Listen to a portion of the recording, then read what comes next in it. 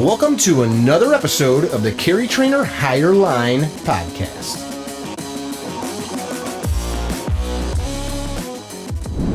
Hey guys, welcome to yet another episode of the CarryTrainer Higher Line podcast. Got a special guest. They're all special, but this one's super special. Retired, let's see, you're a lieutenant colonel. Mm-hmm. Are you like a Marine where you guys say are or were? Because the Marines like I'm always was. Are you? Say, I don't ever say anything about my rank anymore. So, but you were a lieutenant colonel? Yeah, I retired as lieutenant colonel.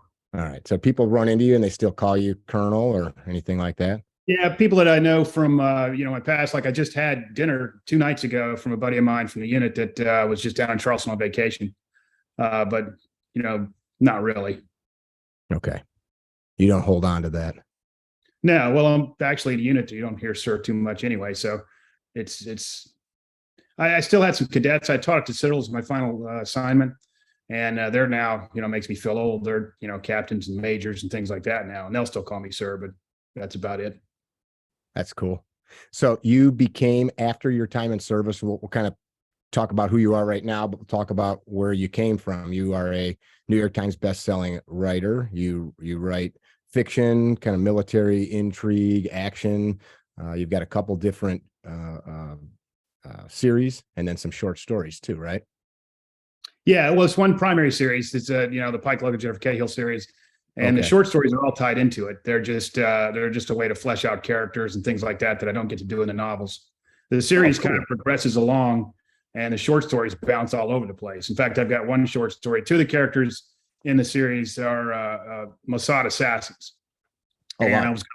I was just going to kill them in the book. I put them in the book, and then I was going to kill them at the end of it. And I liked them too much, so I just kind of let them ride off in the sunset. And then 2 books later, I was creating characters and doing stuff, and I had a team in Jordan. And I said, why am I wasting all this time recreating the wheel here? I got these guys on the shelf. So I pulled them off the shelf, put them in the book, and I got tons of emails about, oh, they're back. Oh, great. Love it. Love it. And I was like, thank God I didn't kill them. And so one of the short stories is their origin story, which actually takes place in 1997, way before 9/11. The Target's the name of the story. So because some people that might not know you, you've sold like what, 3-4 million books? Yeah. So we know at least 3 or 4 million people know who you are, which is kind of a lot. But people that don't know you, you did 21 years in the military? Well, 22 really. It was 21 years and 11 months or something like that. And 10 or 11 of them were with the Premier Special Operations Unit with the Army. Yeah. Is that right? Yeah. And you retired as a lieutenant colonel, as we stated. So just talk a little bit about your upbringing. I know from your bio, let's see, grew up in Texas, 40 acres. So you're a farm kid, learned to probably shoot out there, I'm guessing. Yeah. Yeah. What? Yeah. My dad was in the Air Force flying in Vietnam. So I was born in Okinawa. People always ask me if I know anything about, do you remember Okinawa? Now I left there when I was 6 months old. And he left the Air Force and started flying for Delta Airlines. And his first base was Houston, Texas. And so that's where I grew up in Conroe, Texas, about, 16. Well, I would say it was rural area back then. Now it's just a suburb of Houston. It's about an hour north of Houston. And so I grew up in equipment. Texas. I'm sorry. What's that? I cut you off. You said you grew up in Texas. Yeah. And so, we ran around the woods, hunting, fishing, that kind of stuff, camping, and went to the University of Texas and got a commission in the Army. Started out in light infantry, did all the time in light infantry, then went to Special Forces Assessment Selection. This is actually kind of a unique story. So my first duty assignment was actually Okinawa, Japan, in 1st Battalion, 1st Forces Group. And my daughter was born there. And she was born in the same hospital I was born in. And I asked the attending, have you changed the birthing rooms or anything like that? And she said, no, they've been updated, but it's the same birthing rooms when you were born here. That's and cool. So there's a 1 in 4 chance she was born in the same room as me. There's no way to tell, cool. But it was so. And actually, as a side note of that, I was trying to get her an updated dependent's ID, and the easiest way to do that here is a Coast Guard. If you go through the Air Force, it takes forever. Well, the Coast Guard's on the FLETC compound, federal law enforcement training facility here in Charleston. And you have to get through the gates. You have to get a pass, just like any other place. And so I presented them my military ID and presented my daughter's driver's license. You have to fill this form out. And we both said we're born in Okinawa. and they wouldn't let us in because we had to prove we were American citizens. I was like, you got to be So kidding. you've got all this documentation, but Yeah. that's Well, funny. luckily, I also had I have a global entry card and a card passport, along with my military ID and my driver's license. I said, how much proof do you need that I'm an American citizen? Right. Let me in, man. So they let me in, but they wouldn't let her in. They said, you have to go home and get her passport and bring it back. And I was like, that's insane. So I don't go to the Coast Guard anymore. Rules. Yeah. Government's really good at making shit complicated. Yeah. Really. So I did my team time over in Okinawa, and then tried out for a special mission unit and made it through, and did most of the rest of my time at Fort Bragg in that unit. Did you know Dave Harrington? I think he was with First. That name sounds familiar. We didn't know if he was in 2nd or 3rd Battalion, because 1st Battalion was in Okinawa. It's so far away from the flagpole, you never ever cross. I swear, paths. the only reason I mentioned that is I thought that's where he was. He might have been. He's probably a little bit older than you too. I think he's in his early 60s now. Yeah. How old are you about? 56. Okay, so he's got a few years on you. I was going to ask you something. So you're talking about Texas. Oh, you're talking about your pop. What kind of equipment was he on in Vietnam? What was he flying? C-130s. Oh, cool. Big stuff. So to go to the airlines was no big deal. Yeah. Yeah. So he was flying in landing strips, resupplying all the FOBs out there in Vietnam. How long did he work for the airlines for? 27 years. Okay. So as a kid, you guys probably went on all kinds of sweet vacations. Oh yeah. Back in the day, in fact, the first time I flew coach was after I got married and I was in the military. Oh, a pauper back there in the back of the plane. Back with the cattle. Because back in the old days, when we flew standby, that's the only way you could get on a plane was standby, but you flew for free. But back in those days, they had no frequent flyer miles. So nobody got upgraded. And so the only seats that are always available were first class seats. I lost all those privileges, and I was flying actually on my honeymoon in coach, and I'm like, this is what it's like back here.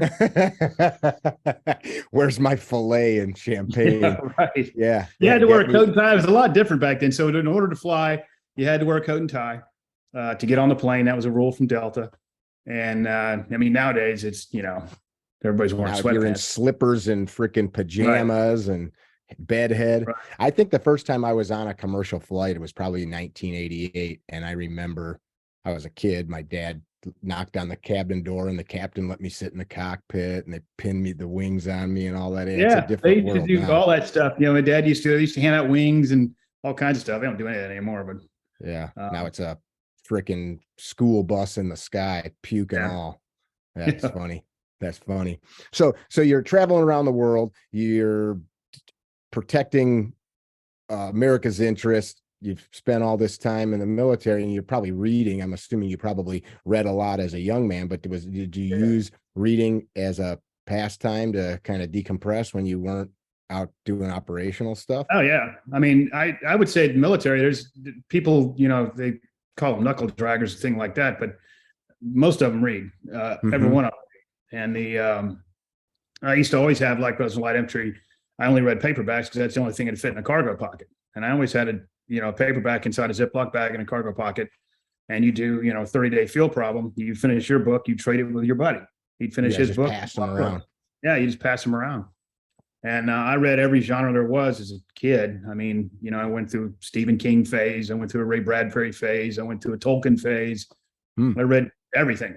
Tolkien's a great writer. And Stephen King. Yeah. So I've probably read every genre except like romance novels. Actually, I've read romance novels too. I've read a few. I sat in county jail once as a kid, and that was all that was on the shelf. I read some Danielle Steele, damn it. Well, that's what in Iraq, you go to PX to get a book, and there weren't any books because the guys were all buying them. The only thing left were a bunch of romance novels. And I'm like, well, hey, there's some very descriptive, imaginative stuff in there. Yeah. He tossed her down into the pile of hay. That's funny. So at what point did you start formulating this idea that, hey, one day maybe I'll sit down and write a book? I actually had that idea way early on. In fact, on the first date with my wife, I was still in college, and I told her I was going Special Forces and I was going to write a novel. And at that point, I hadn't done anything. I mean, I was just trying to get her clothes off. I mean, but it was true. And Trying to impress her that you were going to be a writer someday. yeah, I'm going to be a writer and go in special forces. And so I hadn't done anything at that point. And so, I mean, I'd been to airborne school and ranger school, so I had a little bit under my belt, but I hadn't actually been in the military yet. And so it's just been in the back of my head this entire time that one of these days I'm going to write a book. And I left the special mission unit, came down to Charleston to teach at the Citadel. And it was really just a break from deployments. I was just going to come down here for 2 years and then go back up. And I had a lot of time on my hands. I mean, it was from leaving special mission unit to coming down to be professor of military science. It was like 9 o'clock in the morning. And I'm like, what are we doing now? You know? And so I came with my wife one day and said that, I'm going to write a book. And she was like, whatever. And so I wrote the first book, One Rough Man. And I figured it'd sit on the bedside table. My mom would say, that's a really good book. And, I've checked that block. I'm done with writing my book. And the book sold. And then I came out on the bird colonel list for promotion. And I couldn't publish the book because I was going to go back to, classified operation stuff. And so I had to make a choice. What do I want to do? And my daughter was entering high school. My wife was a Air Force brat, and she went to 4 high schools in 4 years. Wow. And you don't realize the stress you're under when you're actually in the mission world, because everybody's living it. You're all doing the same thing. You're all under that pressure cooker. You're all deploying. You're all coming back. And Elaine said, if you wanted to go back to Fort Bragg, you shouldn't have brought me to Charleston. She said, let's give writing a try. And so I turned down the promotion, retired from the military, and started on my writing career.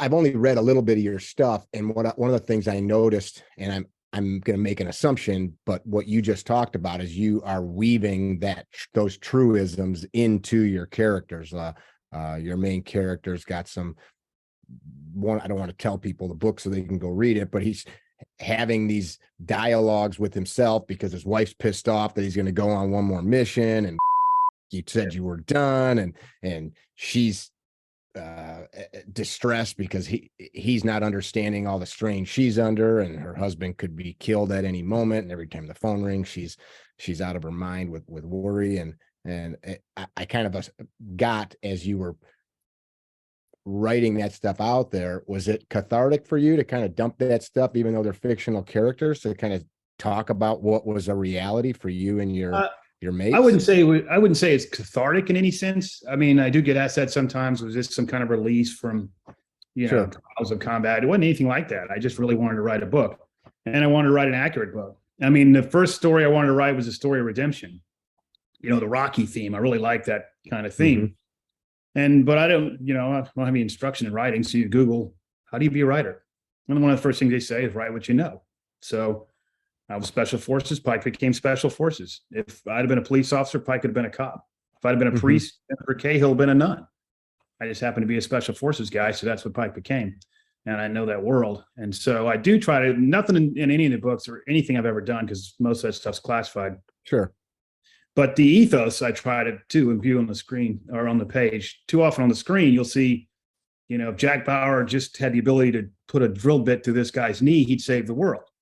And it doesn't work that way. I mean, you make decisions in combat all the time. And sometimes you don't ever do it for a nefarious purpose, but sometimes you make a decision and it goes bad. You're not always a hero, and you're going to live with that decision the rest of your life. And I try to capture that throughout the series. How much nonsense did you have to go through with the government to publish the books? Because I'm assuming that all of your writings have been looked at. Like we talked about, our friend Jack, all of his stuff sometimes gets stuck. I see. I talked to Jack about that before he was published. Every government agency has their own pre-publication review process. So State Department's got theirs, the FBI's got theirs, CIA's got theirs, Department of Defense has theirs.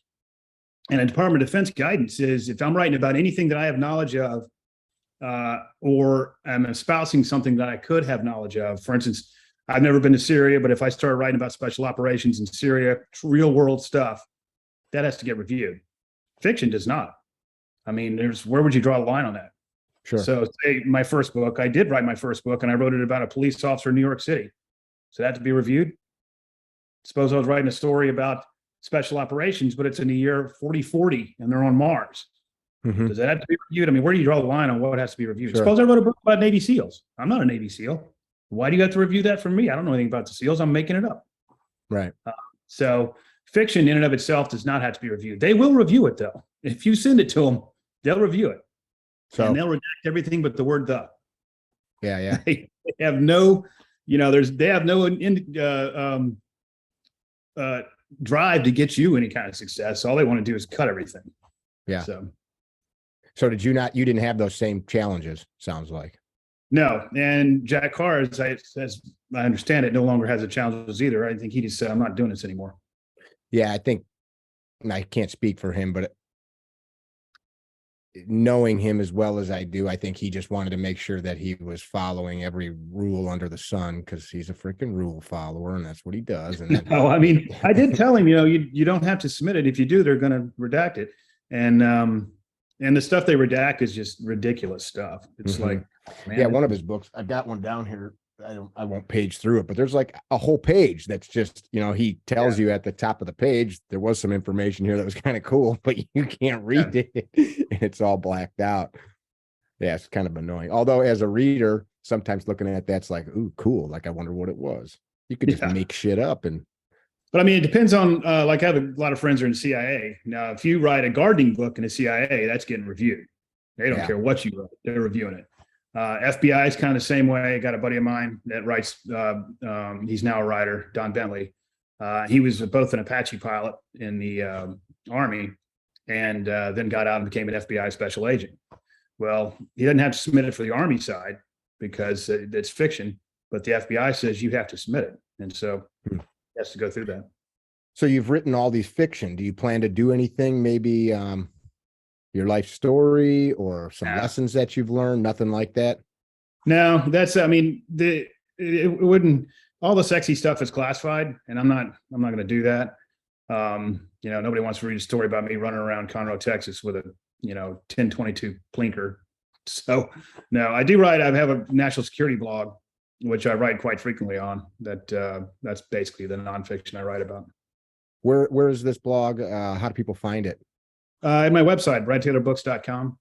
Okay. And I've done blogs on no-fly zones in Ukraine and, was Soleimani assassinated and, all the way back, all kinds of stuff.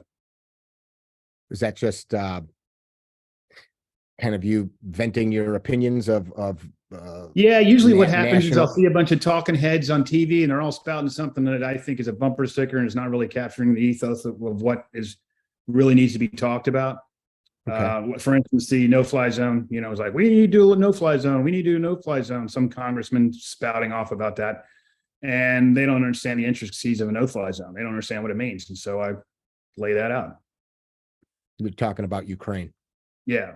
Yeah. And so I just did one, believe it or not, right before Elon Musk bought Twitter on the logical fallacy of false authority, because he put out the poll. Here's how we should solve the Ukraine problem, basically cede everything to Russia. And then right after that, he said at an interview with Financial Times that Taiwan should become part of China like Hong Kong did. Mm-hmm. And what in the hell? This guy doesn't know what he's talking about. He's the richest man in the world, but he doesn't know what he's talking about. And so I wrote having the ability to earn lots of money doesn't mean you know everything.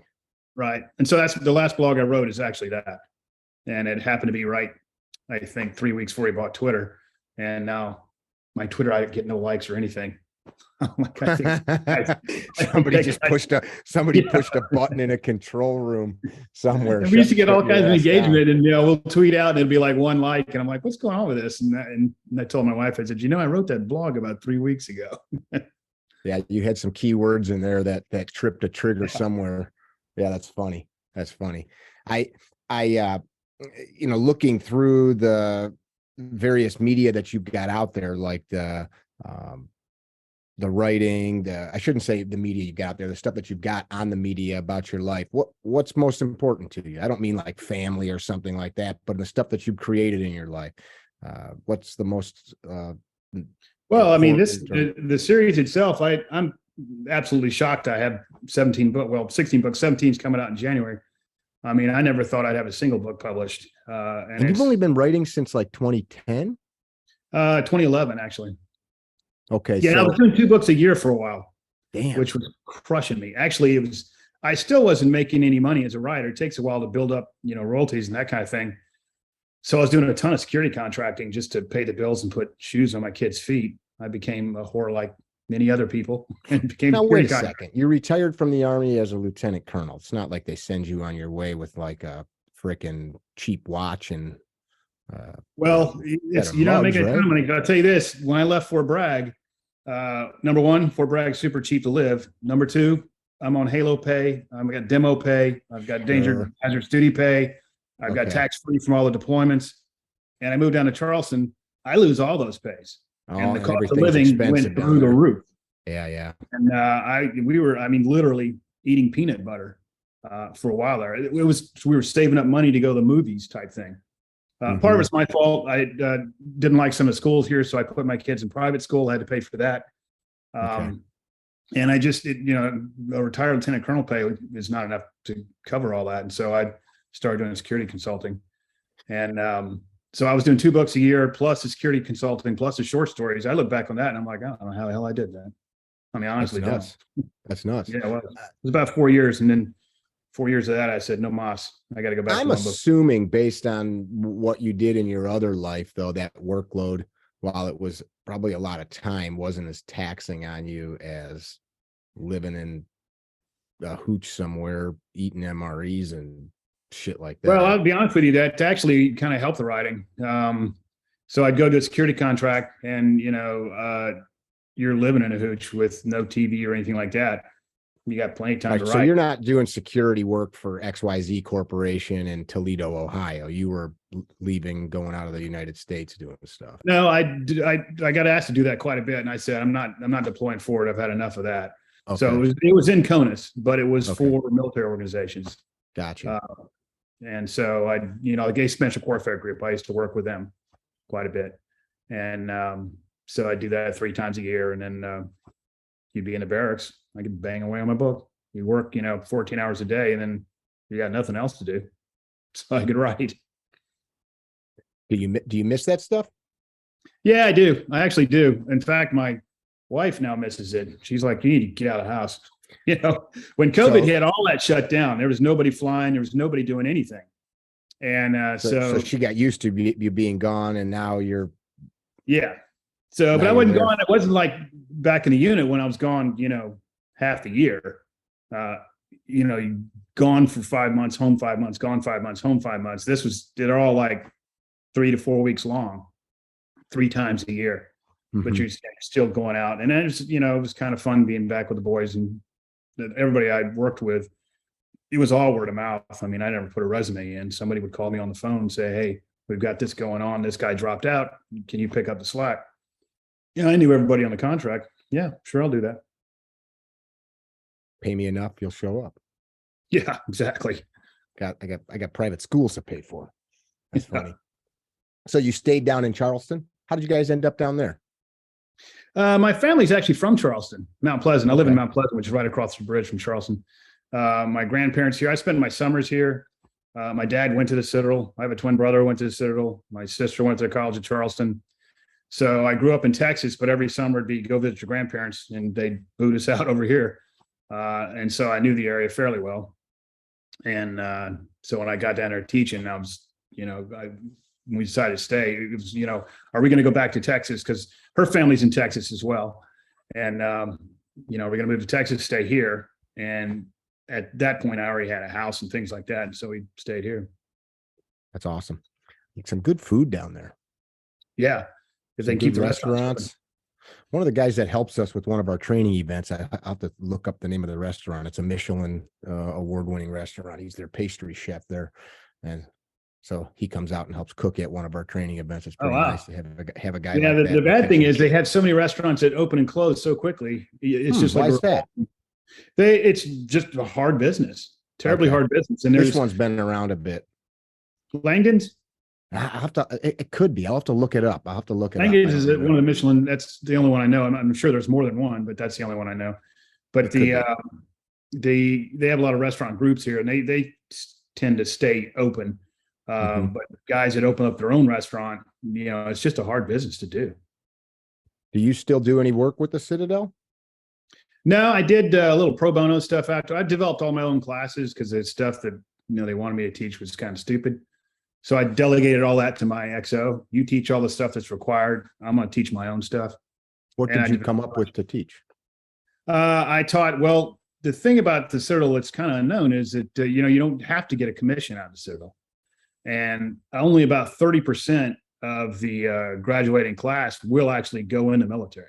70% do not. So unlike West Point or Annapolis, where you are going to right. So there's only be about 30%. 30, it fluctuates 30 to 40%. I think the highest was World War II was actually only 40%. But but they still have to take ROTC. It's a requirement when you go to Citadel. Okay. So what happens? They all take Army ROTC. I was teaching the seniors. So the seniors in the Navy are learning over the horizon navigation using, geometry and calculus. Nobody wants to take that. The Air Force is learning Boyle's Law. Nobody wants to take that. The Army's learning how to shoot a gun and rappel. So everybody wants to go in the Army class. Sure.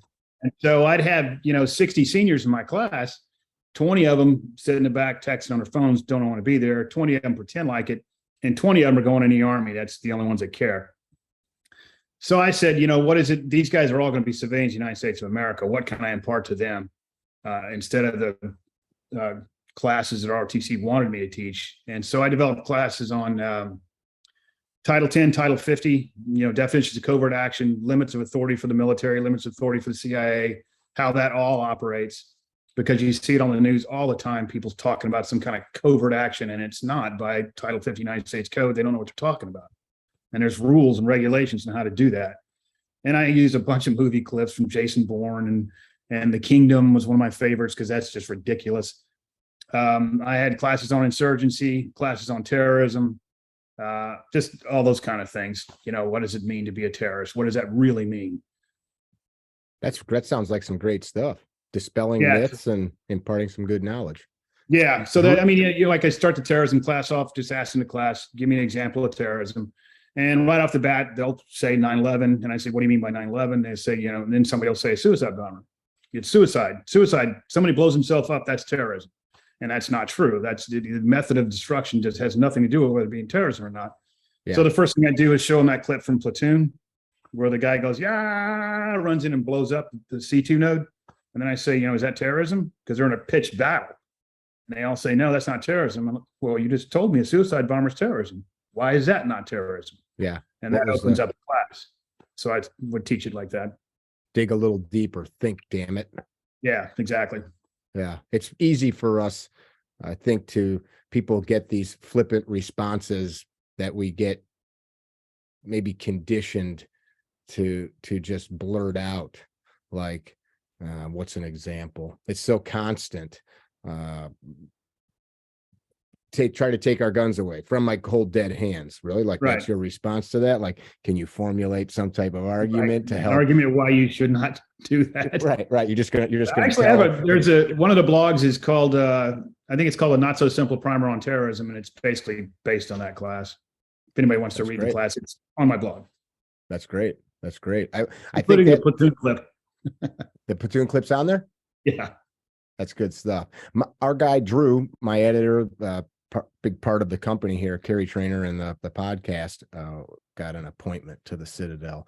He went after his time in the Army. He went to Iraq in like 2003, I think. So as he hears this, he'll probably be like thinking about his time there.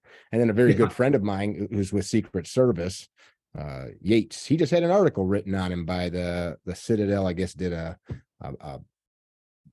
piece on 5 or 7 maybe of their guys that all went on to the Secret Service. So yeah, Yates. I know one.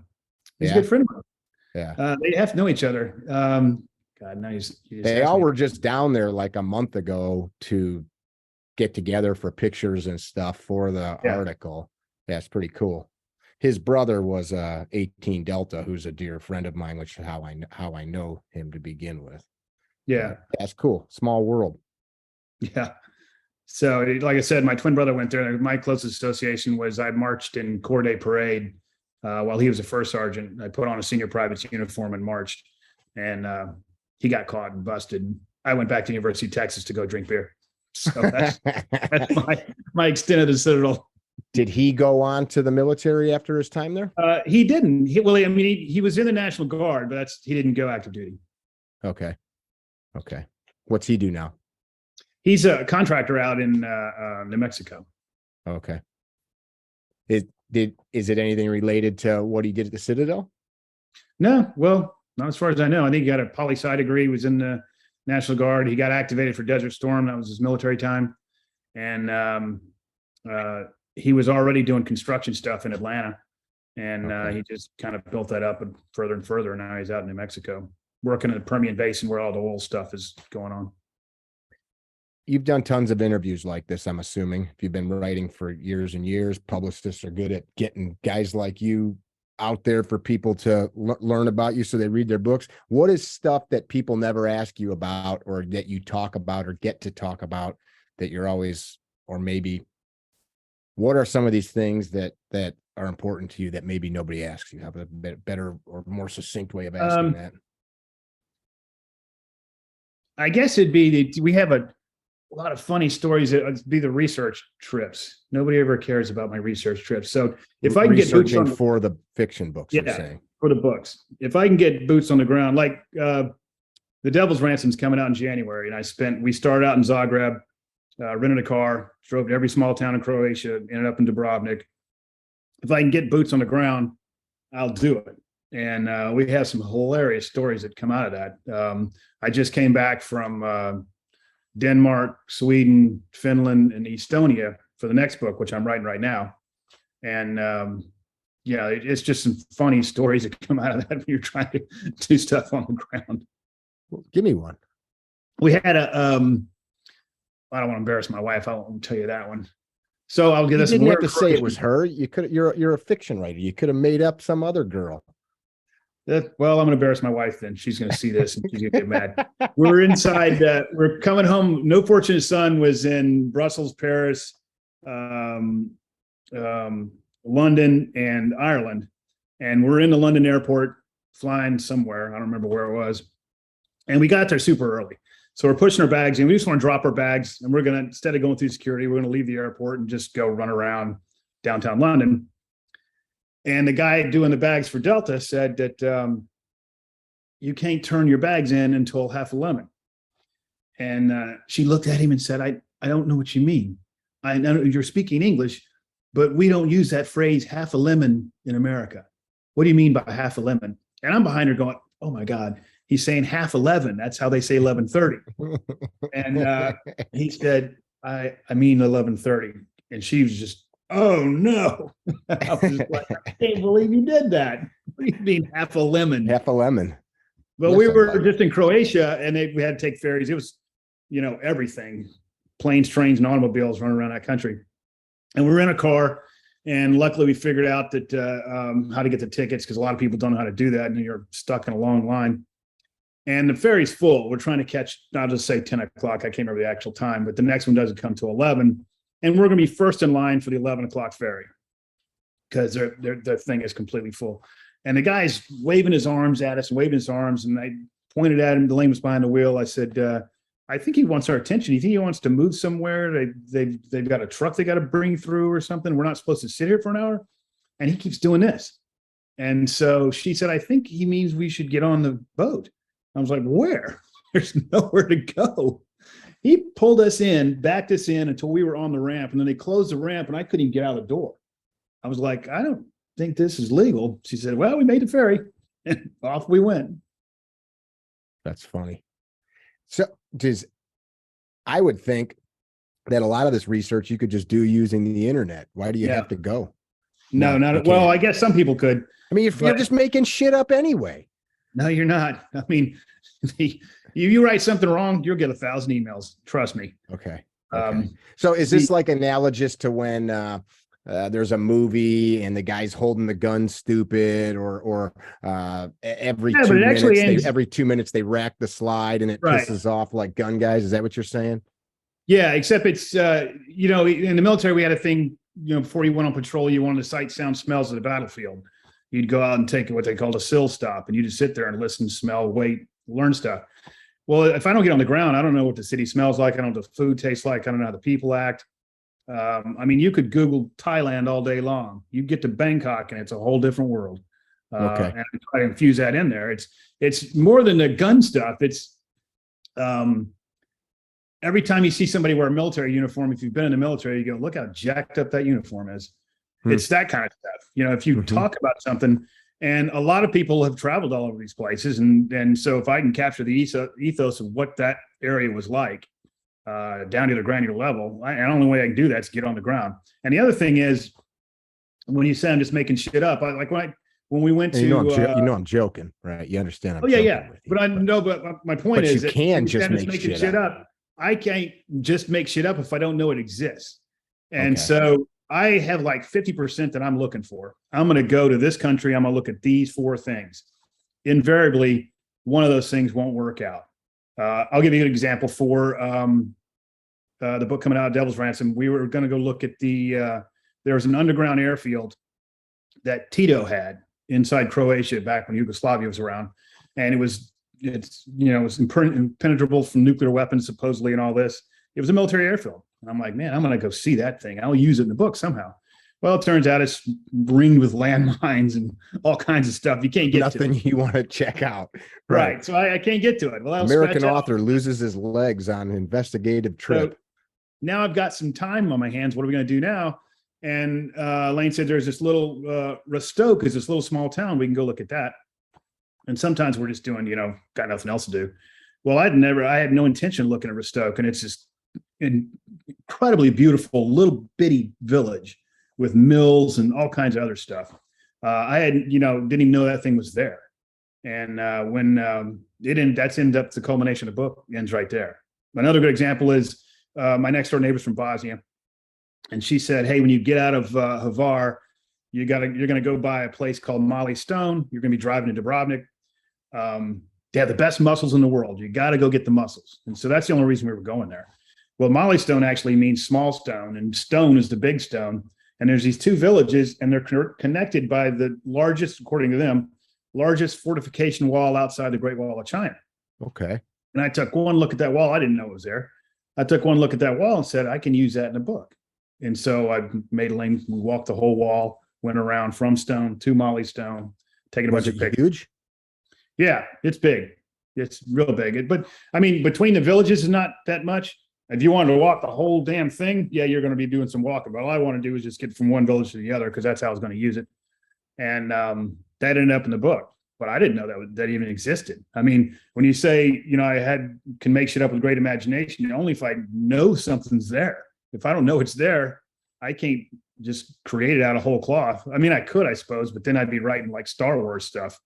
Kind of makes me think of like a chef walking a market and looking at like, oh, they've got some saffron. I'll grab that and use that in a dish. And they've got some whole chicken that looks great. I'll grab one of those. And so you're out there just looking at some herbs and spices that maybe you'll add into the soup. Yeah, well, it always finds me. I don't look for it. And sometimes we were in Sweden. We went to Fortress. I was going to use the Fortress. And we went there in October, and apparently in September, their tourist season ends. And when their tourist season ends, it's like a light switch. Click, we're done. Kids are all back in school, no more tourism. And we took the ferry over to the island, and then you had to take a water taxi to get to the Fortress because it's out in the middle of the ocean. Okay. And there were no water taxis. And so I went to a hotel and said, how do I get the water taxi? And they said, well, you'll have to rent one on your own. They don't run anymore. And I said, why? And they said, well, the Fortress is closed down. It's like, what do you mean it's closed down? They said, tourist season's over. Then so that I couldn't use that. That's out. Now I had to find something else. And so we went and found the Voss Museum, which is a fascinating story. I'm gonna put it in the book, but the story is they built this enormous battleship in the 1700s. It's three-masted schooner thing, big giant battleship. The Swedes are going to use it to go to battle, and they launch it, and it goes 200 meters and sinks. Kills everybody. I've read about this. I've seen pictures. Yeah, this thing's amazing. They excavated the whole thing, and they got a whole museum for it. It's super preserved, right? It looks. Yeah, exactly. I think it's the most preserved wooden warship. Yeah, and there's all kinds of rules when you're in there because they're still trying to keep it preserved, and it's slowly but surely, rotting away. And so I ended up, I had no intention of going to the vast museum. I knew it existed, but I'm like, how am I going to use a museum? When the fortress didn't work out, I said, well, let's go over and check that museum out. And it's on a peninsula that's got tons of walkways, tons of ways you can do counter surveillance and ambushes and anything I really want to do. And so we spent half a day running around that thing. And, if I don't get on the ground over there, I can see some pictures of the vast museum on the computer, but I don't know what the grounds look like. I don't want to say this, but I'm going to. You're getting a ton of vacations that are write-offs. Okay. So you're just traveling around the world with your wife, seeing cool shit and calling it work trips. The only thing is they actually are work trips. People always say that. I believe you. Every time I'm in Cancun, it's a work trip. Yeah. I mean, we hit the ground and I'll spend, for instance, Hvar. Hvar is a resort area in Croatia. You can sit on the beach in a lawn chair and stare out at the water and get your tropical drink and all that. I spend 2 hours in Hvar. I hit the ground. I take off running. I look at this point, that point, this point. That's enough. That's all the time I've got. Let's get back in the car and go because I got another city I got to hit. And Korčula is this really neat old village. Marco Polo supposedly was born there. Got a museum. Hit the ground, run around for 6 hours. Time to move. We don't spend any time. I mean, it's exhausting. Like we were just in Estonia. I wanted to get a Tartu, which is near the Russian border. You have to take a train. Train's at 6 a.m. You jump on the train. You go over there. We run around there for 4 hours. Not enough time to get back on the train to get home. In time to catch our flight that goes back to Copenhagen to get back to the United States. We don't spend a lot of time messing around. In fact, this time, I guess if you're busting out a couple books a year, you don't have time to. No, this time we actually planned in for Croatia specifically for the book that's coming out. Elaine says, I'm not going to run myself to death like we usually do.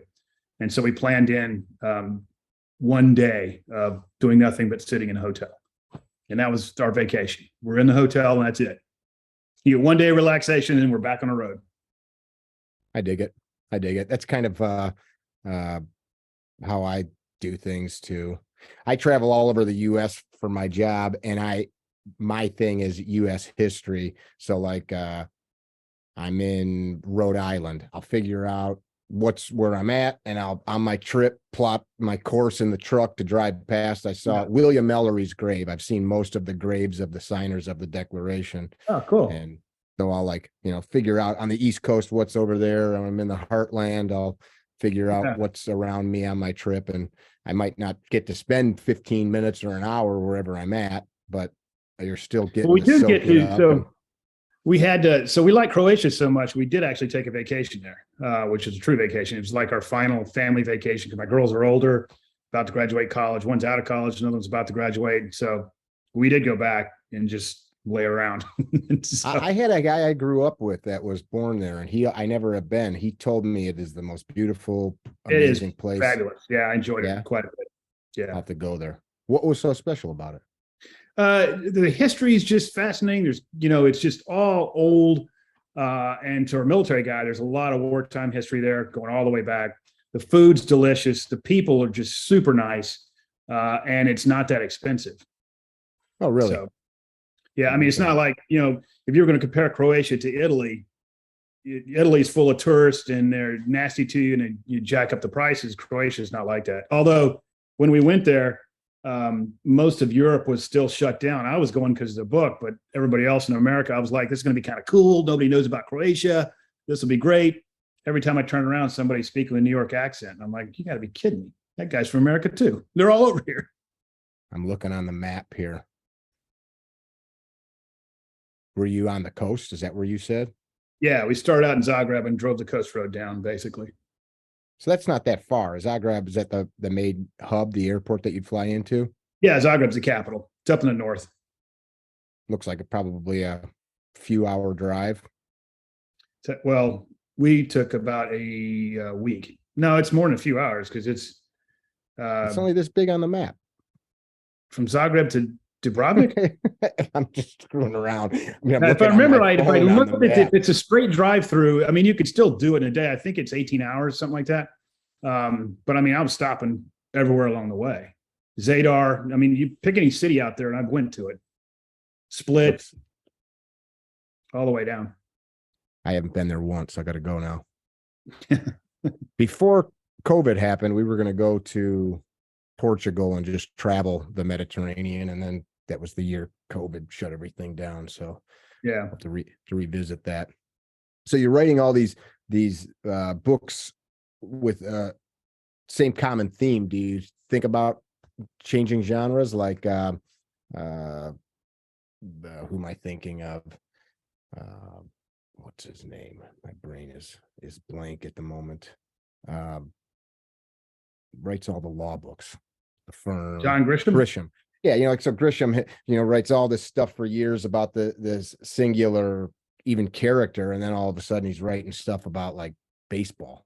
Like, think about you got something hiding in your back pocket you want to get on not yet. I still got a lot of Pike Logans I can write about. So I haven't really thought about it yet. The closest I've come is maybe a spinoff with we were talking earlier about the Aaron and Shoshana, the Mossad assassins.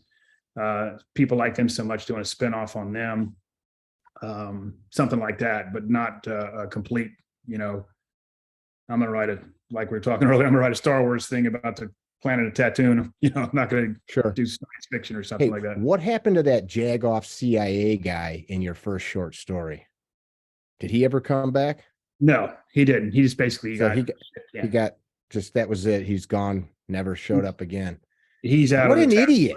He just keeps screwing up every time. I'm like, this is ridiculous. That's kind of a formative task force story. We're still trying to figure out what we're doing, and he's gone. So, I mean, later on, I've got some CIA paramilitary guys that are in there now that are decidedly not idiots. They're on the cutting edge. You've got a cool way of writing.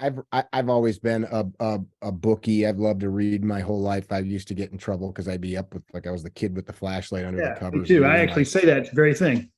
Yeah, were you? Yeah. We had a nice library at our school. I probably read like every Louis L'Amour book that was there, me too. Every Hardy Boys book, like Doc Savage, Conan. Yeah, good stuff.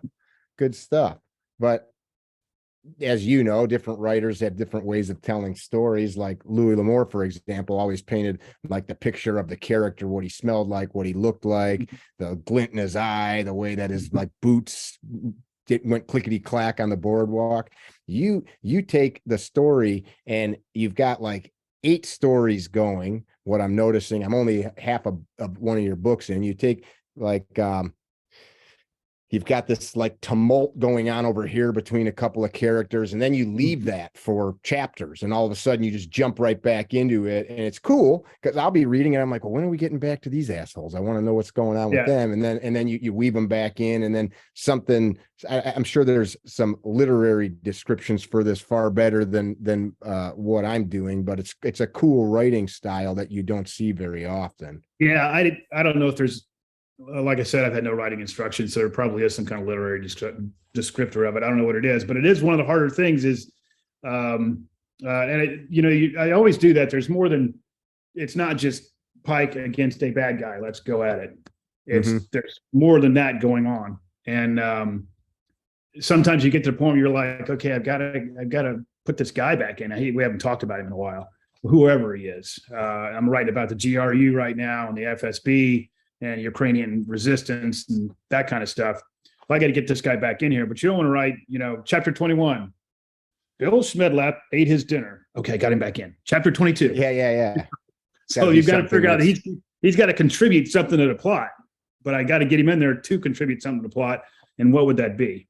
And sometimes that gets to be difficult. You want to leave it too long because I'm a reader before I'm a writer. Nothing aggravates me more than me reading a book and hit something to go, who was that guy again? And flip back through the book. So I don't want my readers to do that. So I hate it. So I have to make sure that it doesn't happen. Who's your favorite or top couple of writers? Sometimes favorites are hard. I couldn't pick a single writer. Right now, I read a lot of murder mysteries. John Stanford, I'll read his right off the bat. Robert Crace, Michael Conley, those kind of things. How about of all time, of your whole experience reading? Believe it or not, Watership Down is my favorite book.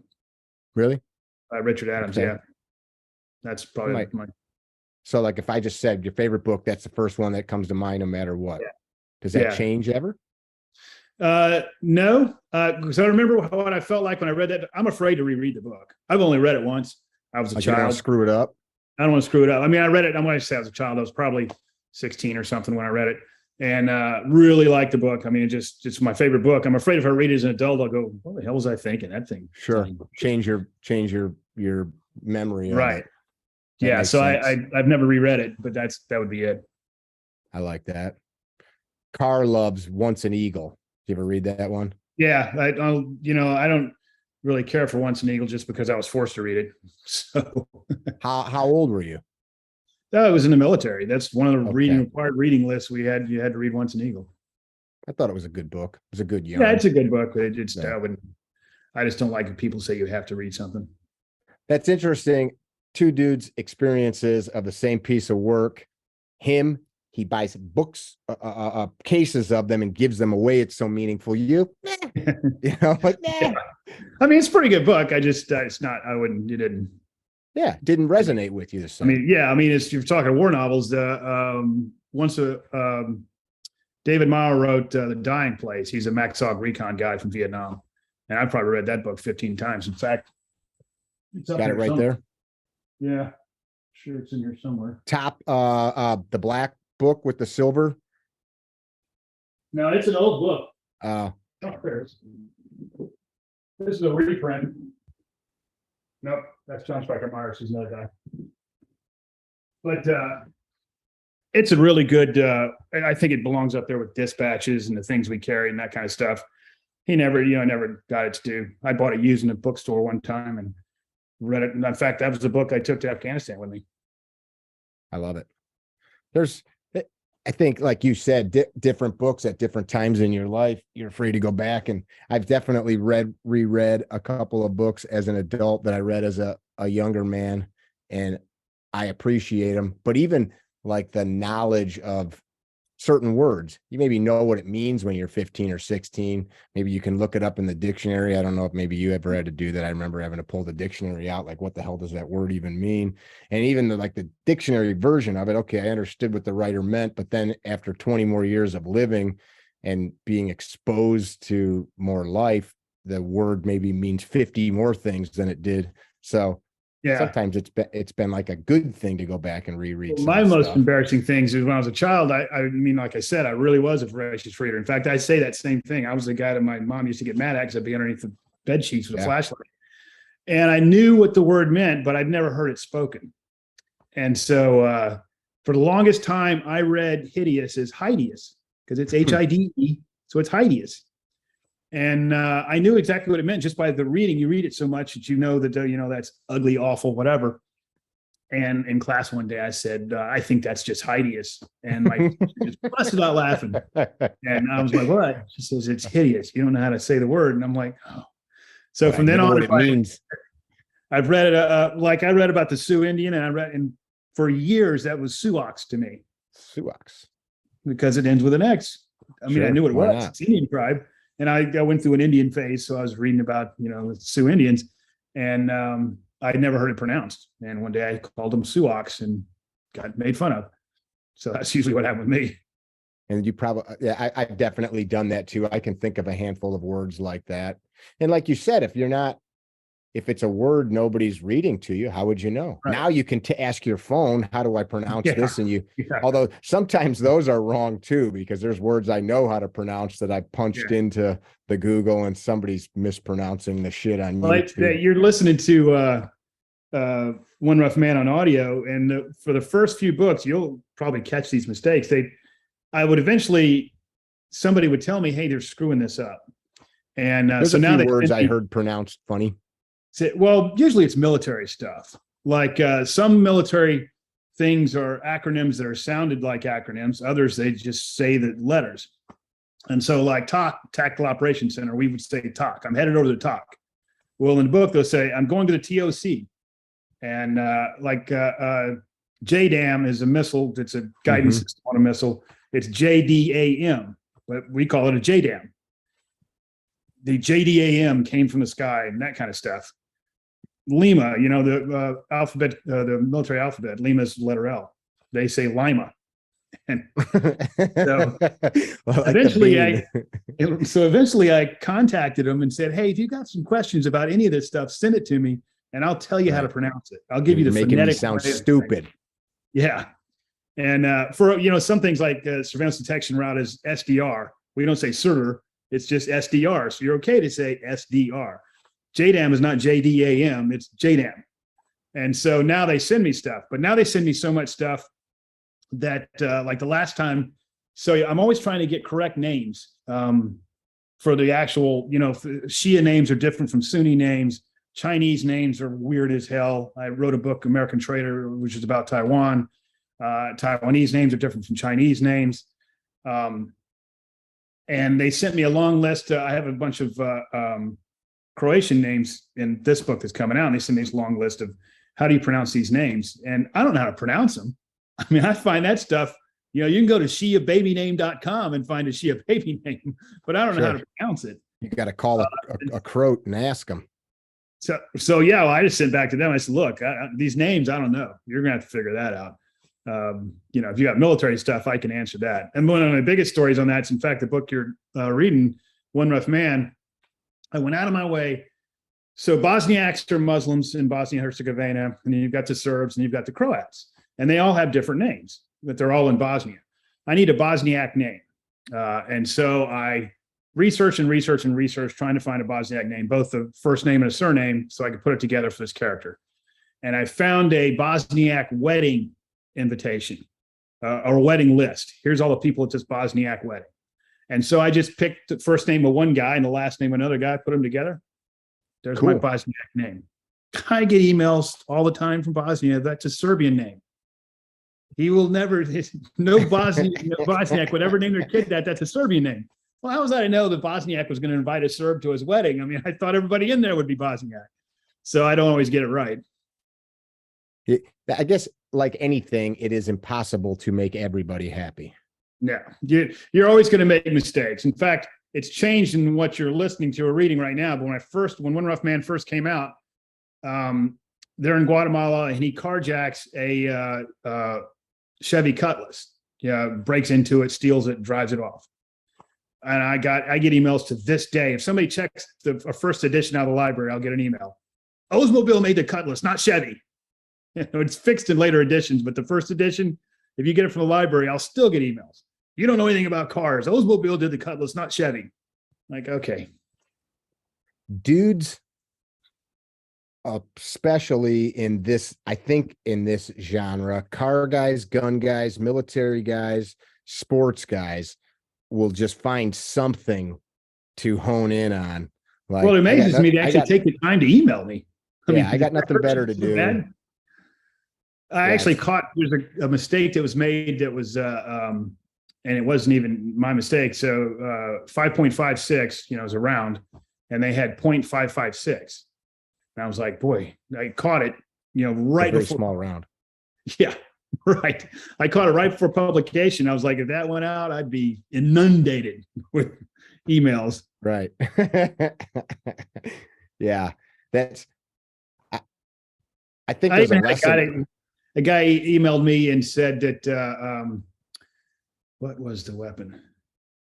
Oh, H&K UMP, which is a 45 caliber semi-automatic rifle, which they were using in the book. And I called it an assault weapon, H&K UMP assault weapon. And he emails me and says, that's not an assault weapon. That's a submachine gun. You need to get your terminology right. I'm like, huh. Okay. I will choke you. Meet me in a parking lot. I'm like, it's just H&K UMP. Look it up. Yeah. Well, people going out of their ways to do that stuff, they just want to have something to bitch about. Yeah. I'm always polite to them, email them back. And, like that guy said, I guess technically it is a submachine gun, but, it's anybody looking at it would recognize it as an assault weapon. Sorry, I called it an assault weapon. So we've got a YouTube channel with a fairly decent following, and I will purposely bait certain guys. Like I was just filming a video about winter driving. I live in the north and I'm kind of a farm kid, so I put a bunch of the stuff that's in my truck out and I'm showing people like tow straps and all that crap. And as I start the video, I'm a Ford guy. I explain some of you guys are going to be fucked out of the gate because you're driving Chevys and Dodges. So the chance are you're just going to get stuck in any and of course I'm joking, but just to, because, you know, there's going to be a bunch of comments on how my found on the road dead is, you know, blah, blah, blah. This guy's getting upset. So I kind of like to stir that pot a little bit. I don't do Why it on not? purpose. It just happens all on its own.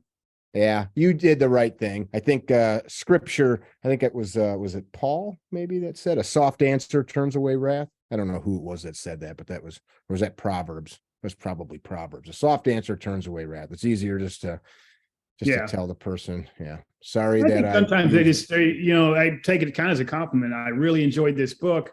I mean, that's usually how they start out. They're not screaming at me.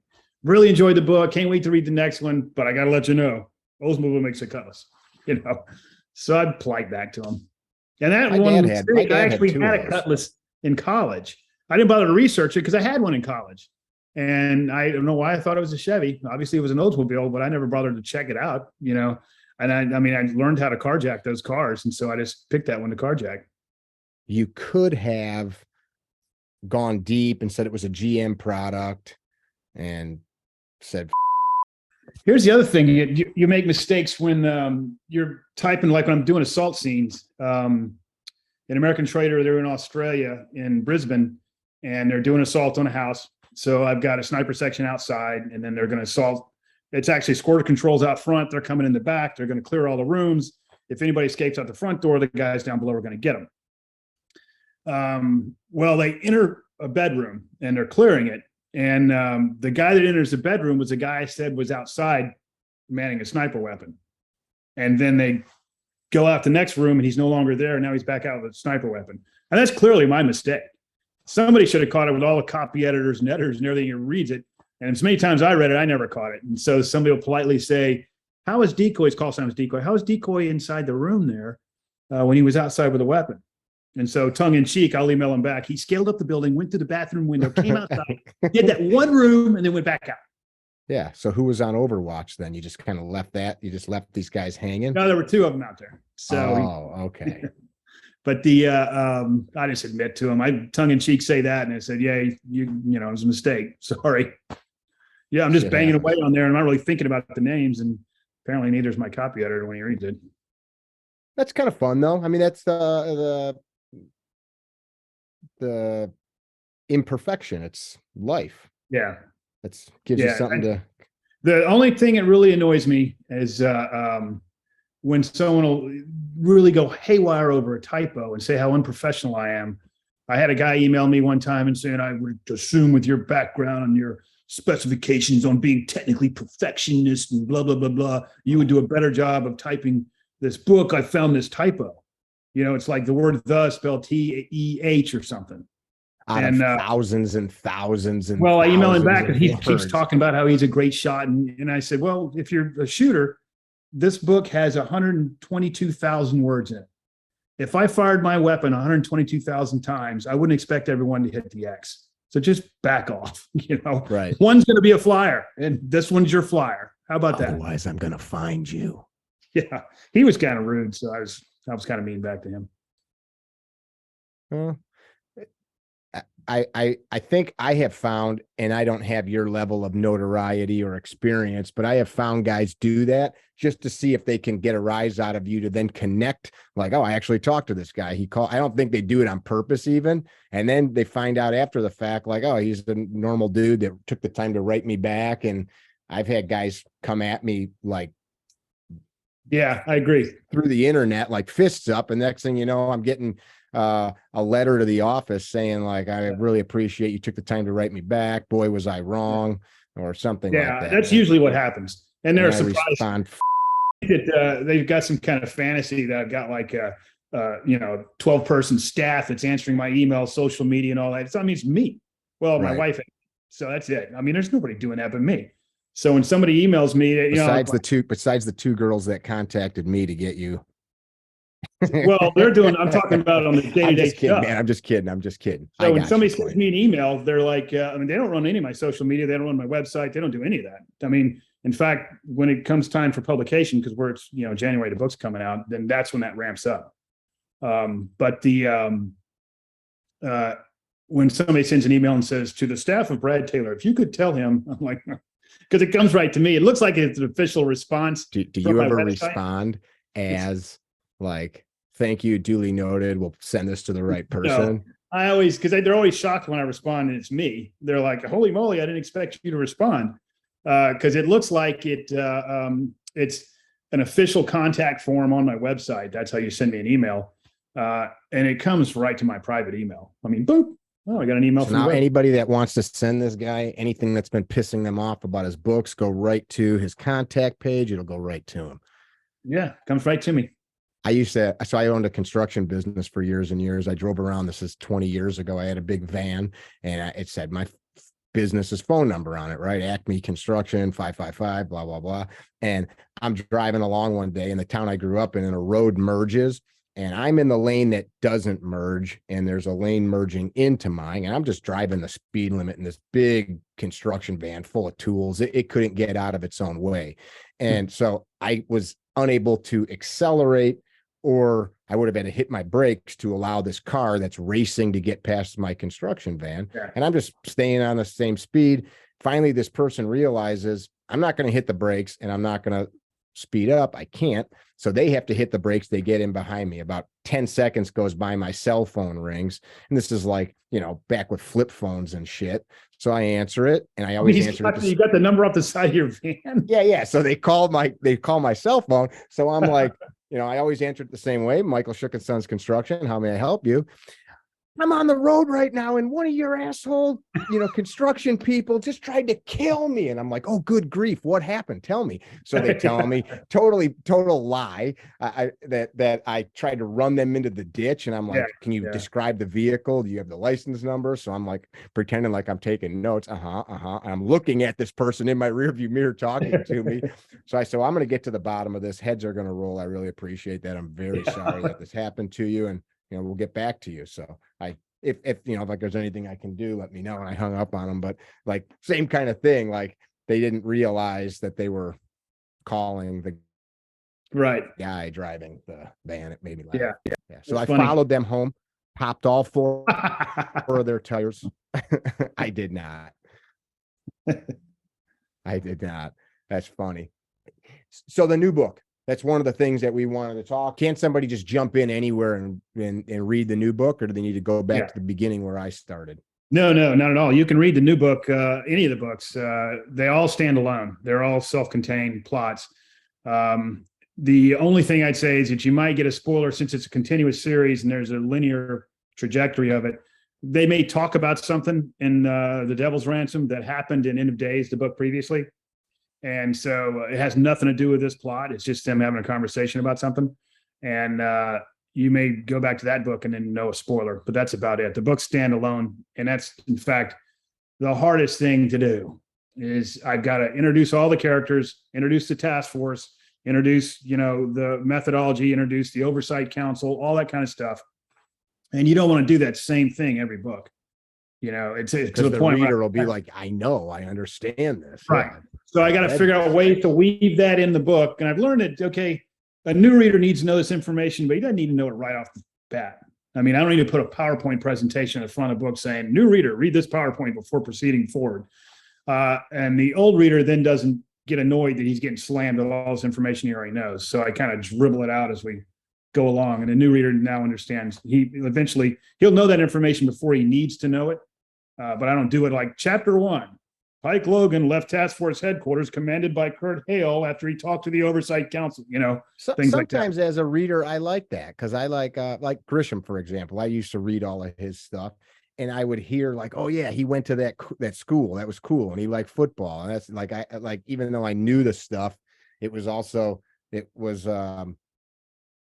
character was endeared to me because I knew all this stuff. And I almost felt like I was like it was a friend in a way. Like I know these details about this person. And you still get the details. I just don't, throw it out there right up front where you're just plastered with this stuff. Sure. Like Jack Higgins used to do that. I mean, he would just, plaster you with stuff till I actually read 2 books of his and one whole page of book one was the exact same page as book two. He clearly just cut and Copied pasted. and pasted.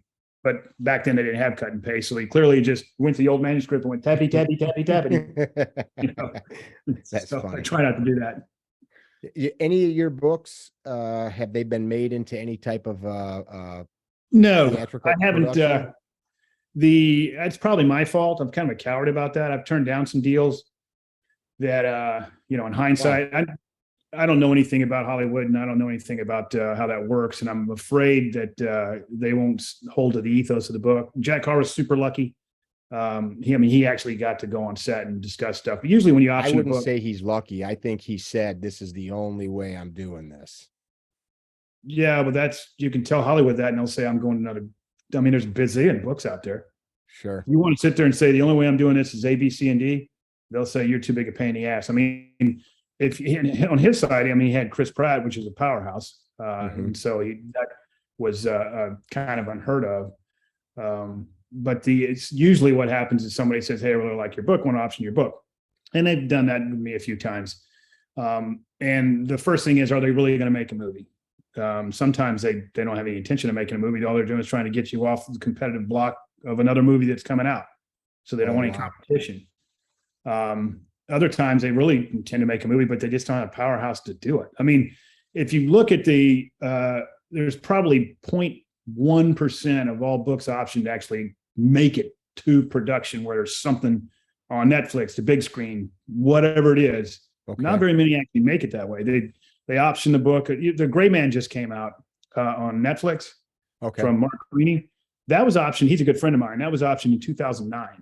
Wow. That's how long that book took to get to the screen. And so I don't really put a lot of, I don't dwell on it. I don't really think about it much. If it happens, it happens. If it doesn't, it doesn't. There's plenty of people most of the people, like Vince Flynn's movie came out after he was dead. Robert Ludlum did the Bourne series that came out after. I don't think they did Vince Flynn's books justice at all. Yeah, I don't either, but that's what I was talking about with the ethos of the books. Yeah, but, I mean, that was trash. Well, at least they kept, the characters the same. Once they option the book, they can do anything. Yeah. I mean, they can turn Pike Logan into a midget and they do whatever they want to. They can. It's just their characters. And so I probably made some mistakes and probably should have accepted some offers that I didn't. But, water under the bridge, live and learn. If you did, who would you kind of see as the Pike characters or any actors? I don't do that. When I learned early on, I actually was just brand new author, and somebody posted something on my wall on Facebook and said, "Who do you think should be Pike Logan?" And I said at the time who I thought it was. The guy's deceased now, but anyway, they all started fighting each other. I mean, the fans were attacking each other and ripping each other apart. And because I said it, I'm correct and you're wrong, and you're an idiot and that guy's an idiot, and they went crazy. And wow. I was like, I'll never do that again. You're the reader. If you have some idea who Pike should be, good on you. I'm not going to. That passed away. I can't remember his name now. He was in. There was a series on Stars. It was either Spartacus or Sparta or something like that. He got pancreatic cancer, but I saw him and I was like, okay, he's the right age, obviously fit. He's running around with a loincloth on. You can tell he's fit. He's was a good actor. And I just said, I think this guy'd be a good Pike. It wasn't like locked in stone or anything. Sure. You just saw somebody that you could imagine carrying himself in that manner. Yeah. And so, my wife's always coming up with people and throwing them out there, but I don't ever say out loud anymore because fans just take it personally. Yeah, they do. So I just like, okay, you've got your vision of Pike. You can have your vision of Pike. When it comes on the screen, he'll be a midget. Don't be impressed. I bet you could get it done. But like you said, if it's not that important to you, then why even invest the energy in thinking about it? Well, I'd love for it to happen, but I got enough energy writing books that I don't. I don't write screenplays. I write books. So sure. What's important to people should know about this new book? You guys are coming out with it. You're launching it. You want it to be a big success. Yeah, it's I actually started the research on the book. There's a company in Israel called NRO, and they make a software package called Pegasus, which is malware. which infects phones. They've invented a way to do what's called zero click. Usually you have to click on something. Somebody sends you something and you click on it, and that infects your phone. Or John Podesta clicked on, in Google email and infected his computer, and a Russian got all his emails.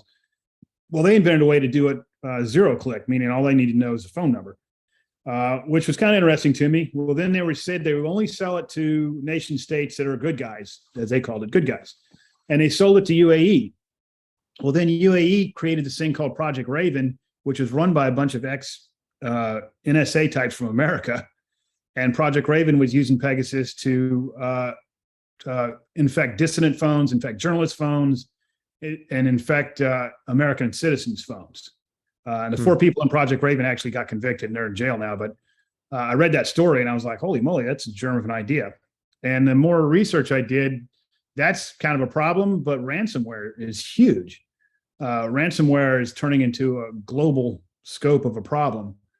They took over the Colonial Pipeline. They're taking over hospitals. When they take over a hospital, you either pay the ransom or your patients are going to die. They took over the country of Costa Rica. They locked that country up for days with ransomware. How long ago was that? What's that? How long ago was that in Costa Rica? Not long ago. Year and a half, 2 years ago, something like that. You can Google it. Okay. It'll come up. I traveled there a lot. I'm going to look that up. Yeah. They took over the largest meat producer in the world on 2 different continents, United States and Australia. So it's just a huge problem. And so that looked like a better thread for me. And so I went that way and started writing about it. And I started, that was the germ of the idea. Okay, here's the threat scope. And people asked me, you're ever going to write about Afghanistan? Because I was writing this book right at the fall of Afghanistan. And I said, no way in hell am I writing about that. It's too raw. I just don't want to, I'm not even going to touch it. I don't want to do anything with Afghanistan.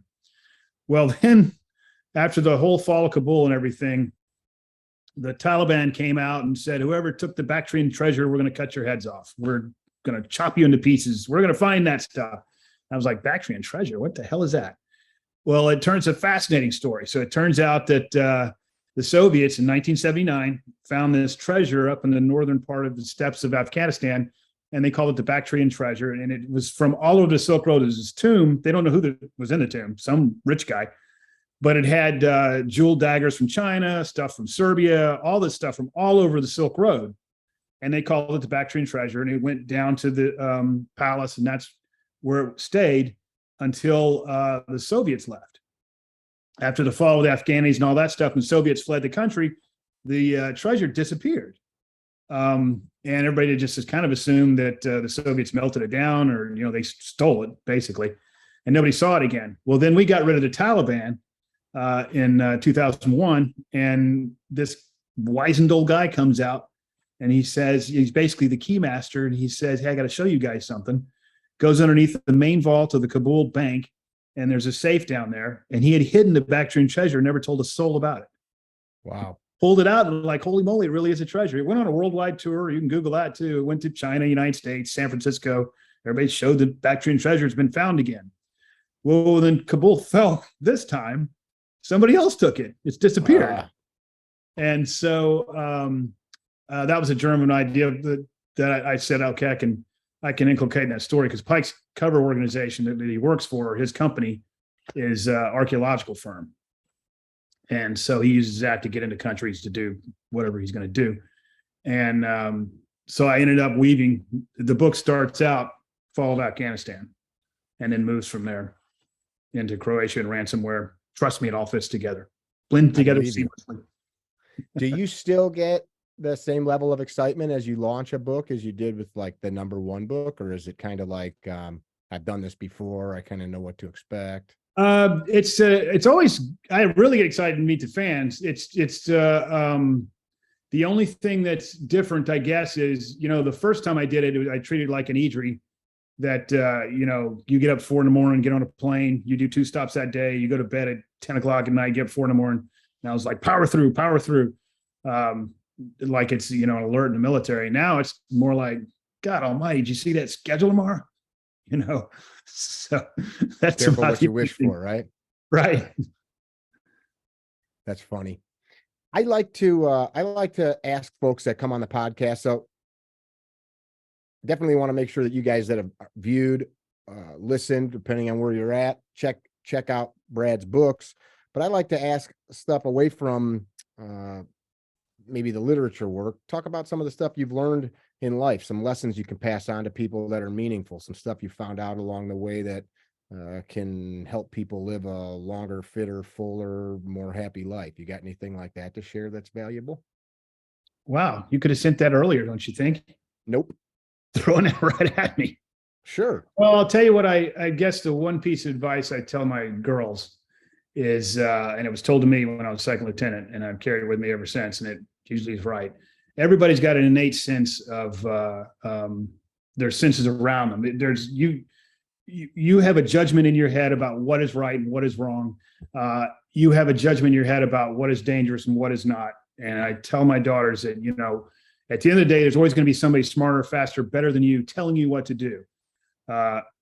If you think it's wrong, if in your gut you think it's wrong, it probably is. Never just take somebody's word for the fact that because he's an authority figure and he's telling you A, B, C, and D, that makes it right. If you think it's wrong, it probably is. I like that. I like I didn't that. see it. I actually, I just saw this. People are doing something that was just like, how could they be doing that? Oh, it's a Netflix show. Don't answer the phone. You seen that show? I haven't. It's a police procedural where this guy in Florida was calling up fast food shops, pretending to be a cop, describing one of the employees there, and then making the manager strip search the employee looking for money. See if they would do it. And they would do it. Just to Every see single if they time would. they did it. They had like 32 cases, 120 cases in 32 states where they've got it on video. The girl's butt naked and now she's doing jumping jacks, and because the cop on the phone's telling her to do it. Make her do jumping jacks. And that's the prime example of, hey, if you think this is wrong, it Right. probably is. I don't care who that guy says he is on the phone. Right. They eventually caught him and everything. But my wife and I were watching the show going, how on earth did he get away with this so many times? I'm sure there were a lot of hangups. We're like, screw you. But he got away with it a lot of times. There's a lot of things that we just accept based on how they might look on the surface. Well, I think that this guy's an authority figure, and I guess he's claiming she stole some money. And I'm going to do what he says.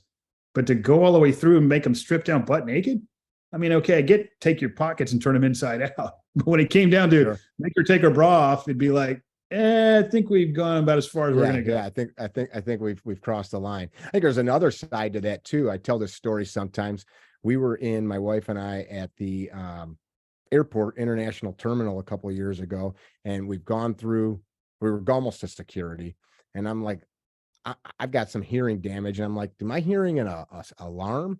And she's like, yeah, it's super loud, like a fire alarm. So you get around a corner and you can see the flashes of a fire alarm. There's thousands of people, and they're all, and I know this airport well, and we just keep getting tighter and tighter and tighter, funneled towards security, and it's there's nowhere to go. And I'm like, let's just stop here for a minute and just kind of like see what's going on before because in a minute we're going to be jammed into this. Yeah. And I don't want to be there. And so all these people are still just like, they're annoyed by the alarm. And now we're in an area where you can see the lights. And I don't know if it's just a test, if there's some electrician that trips something, or if there's really a fire or what.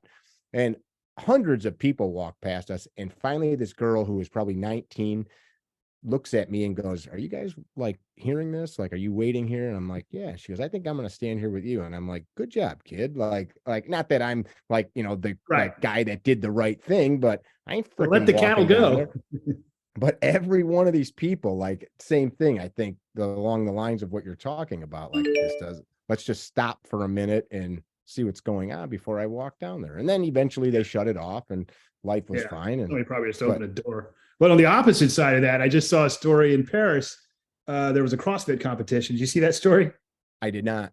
So the CrossFit competition, of course, CrossFit does all kinds of weird stuff. And they come running through this cafe like, they're being chased by a bear.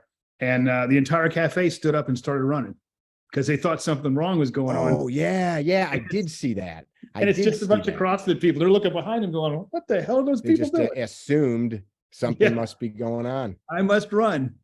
Yeah, I don't want to be, there's so much there. I don't want to be the one that doesn't react. So I got to get up, or I don't want to be the idiot. Like, did you see that one idiot just stood there when the rest of us ran away? I don't want to be like left like in that position, but yeah, that kind of your, what was the acronym? My buddy Z has told me this one before, the sight and smells of the battlefield. What was that? SILS. So kind of, we need to do that throughout the day. Like, had you noticed these people a moment ago, you would have seen it was some people exercising and not people running from Godzilla. And you could have not kicked your table over and ran away in fear. That's funny. Do you teach your girls any type of defensive, offensive skills? Are they learning to? Yeah, well, not in the sense of, some of the training courses where I'm shooting out of car windows, we're driving by, or, simulate a nuclear blast where they've got to duck and cover, anything like that. But we do go shooting quite a bit. Good. My daughter's pretty good. My older daughter's pretty good with the pistol. My younger daughter, I'm still working on. She can do 22, but she's having trouble with the higher calibers. And that's probably my fault. I probably shouldn't have jumped her right into that. It scared her the first time, and she sorted out. Yeah, she's good on a rifle. Yeah. I think in this day and age, teaching our girls especially that it's okay for them to have those teeth and fangs is a good thing. We pigeonhole them. I taught them a couple of, I'm not going to teach them to be Jackie Chan martial artist, but there's a few things you can do. If somebody grabs you, here's what I want you to do. Sure. Lean forward. That just things like that. Simple things that they can do. And if that doesn't work, then they're in trouble. Hopefully, they scream loud enough. But they get pretty good at it. If somebody grabs them, that guy's gonna have a broken wrist. So good, because you made it instinctual. Yeah, I dig it. How do people find you? How do people get to your website? How do people? I'm sure if they just Google Brad Taylor, but what's the correct address? Website's bradtaylorbooks.com, and bradtaylorbooks.com is actually the tagline for all social media. bradtaylorbooks.com on Instagram, bradtaylorbooks.com, or Brad Taylor Books on Instagram, Brad Taylor Books on Facebook, Brad Taylor Books on Twitter. Okay, very good. Parting words. What would you leave people with? Well, I guess I just say that, I hope you enjoy the books. People always ask me if I'm, trying to convey some sense of this, that, or the other. And, there's no politics in it. I try to write a good story, but I hope they enjoy the stories is what I'd like to leave with, I guess. I dig it. I appreciate your service, your time. Writing books, I think, is while you're no longer doing what you used to do, I think creating good literature that helps take us away from the daily grind of life is a wonderful thing. I think reading is much more beneficial to us than staring at the boob tube. It causes our imaginations to have to work and helps us relax. I think it's good for the soul. And read on paper, damn it. Read on paper. I mean, I listen to the Audible when I'm driving, but I definitely, you can see all kinds of books behind me too. I like to. That's what I'd say is that if I get emails saying, thank you so much, like cancer patients, I went to the hospital for cancer, and I've gone through your entire series and want to let you know how much I appreciate you taking me out of this situation. That's, music to my ears. Couldn't get better compliment than that. That's awesome. That's awesome. Well, I wish you an amazing amount of success with this new book. I hope it comes out and becomes a smash and you make a gazillion dollars off of it. Yeah. Thank you. Appreciate it. Thanks for having me. Yeah, man. I appreciate it. You guys that have listened or viewed, depending on where you're at, if you dug it, leave a comment. If you've read any of Brad's books, talk about it. Let's hear what you think. If you found any of those crazy typos or weird stuff where he said assault weapon when you think it's not an assault weapon, let's hear that too, because it'll be fun. And then maybe Brad will come on there and tell you that you're an idiot. And I'll just laugh about it. Be well. Don't be dickheads. It's almost Christmas. Remember why we're here. Be nice to people. Visit our website, CarryTrainer.com, for information about classes held throughout the U.S., CarryTrainer apparel, and upcoming projects. You can also email us at training@CarryTrainer.com for information about setting up your own private course or speaking engagement. Training@CarryTrainer.com or CarryTrainer.com.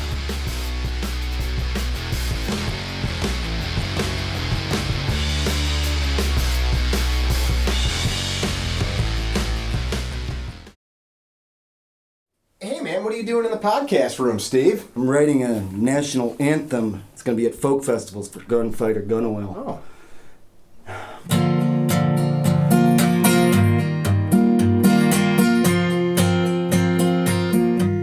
Let me tell you about gunfighter gun hire. Made in the USA. Gunfighter gun oil, 100% synthetic. It's gonna last you, baby. Yeah. Gunfighter gun oil is the best I've ever seen. It's gonna make you get everything that you've ever seen. Oh, baby, I love me some gunfighter gun oil. Yeah. Oh, gunfighter gun oil. Gunfighter.